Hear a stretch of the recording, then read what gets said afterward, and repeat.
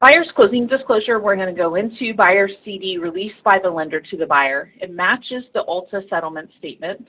And when you think of ALTA, think of the title company's accounting of figures, and that's the settlement statement, and CD is the lender's accounting of figures. And I do have a test question before we go into the closing disclosure. Chris, if you'll show the first page of the closing disclosure, it may give a little hint.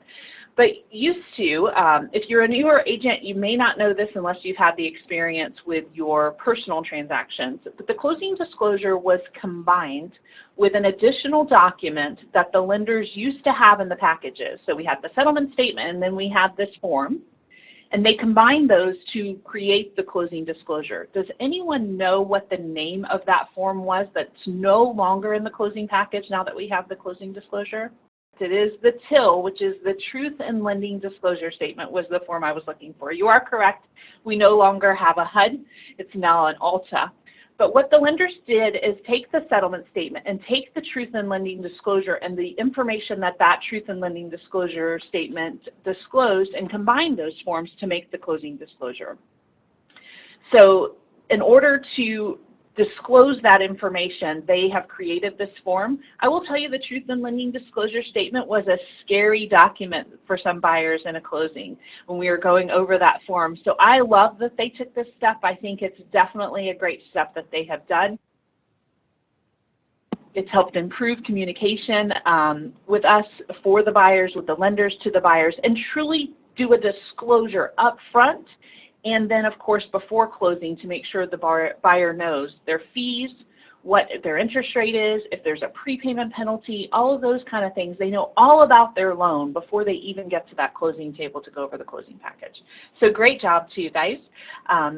We're going to go through the closing disclosure now. Again, this mirrors the settlement statement a lot with the figures and all of those, but breaking down some other things too. So the first paragraph you see there under the closing information that of course says our sellers and buyers, our terms, closing date, sales price, is the loan amount, the interest rate, the principal and interest. And you'll notice to the right of that, it's asking if these amounts can increase after closing. So the interest rate, if the interest rate can increase after closing, that means it's an adjustable rate as opposed to a fixed rate interest rate. So the buyer knows right away, seeing this closing disclosure, if they have a fixed rate or if they have an adjustable rate. The monthly principal and interest, and if that can change. Again, if the interest can change, then the principal and interest is going to be able to change over the life of the loan. Prepayment penalty lets them know that, and if there's a balloon payment. With interest rates so low, we're not seeing adjustable rates, balloon payments, prepayment penalties as often because the interest rates are so low. But if interest rates do go up in the future, you'll start to see those creative financing loans that are appealing to buyers depending on their situations and their goals. The breakdown of the projected payments you'll see there. This can change if there's mortgage insurance, so they'll include the mortgage insurance in the payments, and then they'll include a payment without mortgage insurance once they estimate the mortgage insurance will be off. And then the total payments. The estimated taxes, insurance, and assessments is listed here as well. On our sample, we do not have HOA fees. However, lenders have included this in the closing disclosure, but it will say on the far right, in escrow, no. Lenders do not collect HOA fees as part of the escrow payment with the taxes. It's only the principal, interest, taxes, and insurance. So although it's disclosed on this document as to what the HOA fee will be, it is not included in the escrow payment, and it will clearly state that yes or no for the escrow question there on the far right. Closing costs are listed, and of course cash to close. And remembering that's matching our settlement statement that we broke down as well. Sandra is asking when this is given and who receives it. So the closing disclosure should be received by the buyer 3 days before closing. However, there's a caveat to that. Sometimes the lender is still working on those figures and can't get it out the 3 days. That's required before closing. So they will send out a final estimate. I know that's contradicting itself in itself, but that's what it is. And there may be things that change on it, but they're allowable changes under the guidelines of the closing disclosure as opposed to unallowable. If there is something that needs to change that's not allowed to change, you'll see a delay in closing because there has to be a 3-day notification of that closing disclosure. All right, great questions. Keep them coming. And we'll go to the next page of the closing disclosure. All right, this is the closing cost details. Again, breaks down the same charges that were on the settlement statement, just on the closing disclosure. So we'll go to the next page. Again, just further breaking down the closing costs that were listed. They are listed on some different lines. You'll see seller paid, borrower paid a little bit differently as opposed to the settlement statements on the far left and far right. But again, the same closing cost matching there.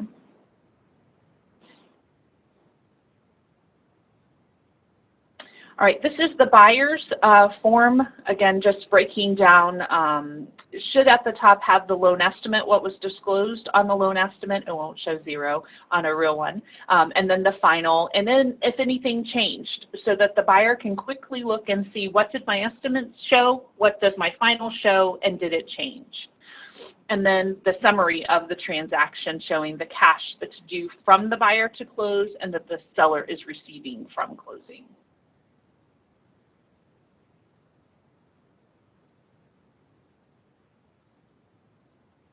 Right, this is the additional information that the Truth in Lending disclosure used to state.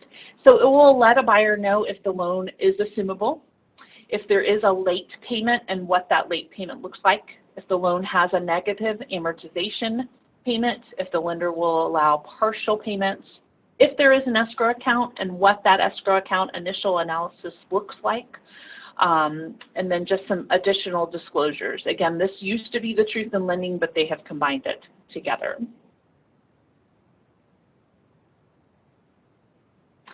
And then this states loan calculations, finance charge. This amount is typically filled in at the top left.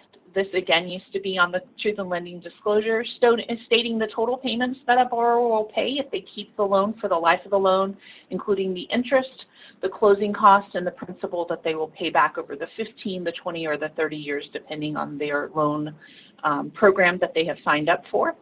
This also discloses contact information, which is great for marketing. So when a buyer goes to pull out their closing disclosure, they're going to have their lender, if they have their mortgage broker, if they had a mortgage broker involved in the transaction, and also you as their real estate agent, they're going to have your contact information, and also us as the settlement agent. Not always did we have all of that information. We had some of that information on the closing statement prior, but not as much as we give now. So simply just a simple document for the buyers to reference in the future. And then, of course, they do confirm receipt of this document, so the buyers would sign this document.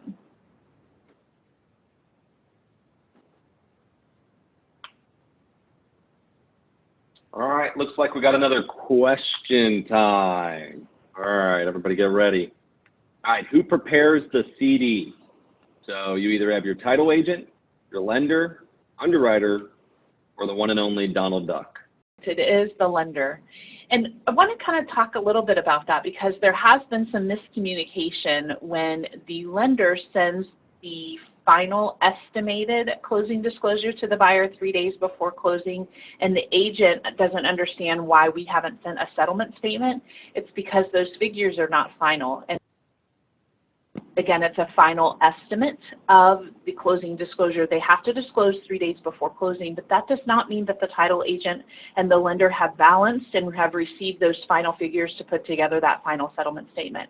So if you do have a situation that the buyer has contacted you and said they've gotten their closing disclosure, call the title company and ask, do you have the final settlement statement for me to review? I'd love to review that. And they can disclose to you at that point where we're at, what we have received. Maybe we have received them and we're just balancing with the lender to make sure everything has been included on the closing statement, or maybe we've not received those final figures yet, but they can disclose to you that information to make sure you have the latest communication of where we're at with the transaction.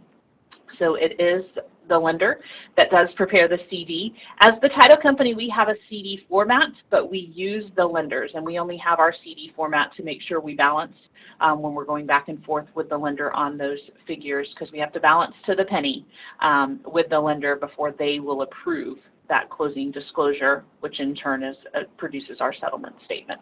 So great job. I think everyone got that one right, that the lender is the one producing that. All right. And Amy, it Those looks like I questions- do, and I did get a separate question. Somebody sent me one. So if when the lender sends it to the buyer, if the lender also sends it to the title agent, can the title agent send it to anybody outside of that? Meaning, can the title agent send it to the real estate agent?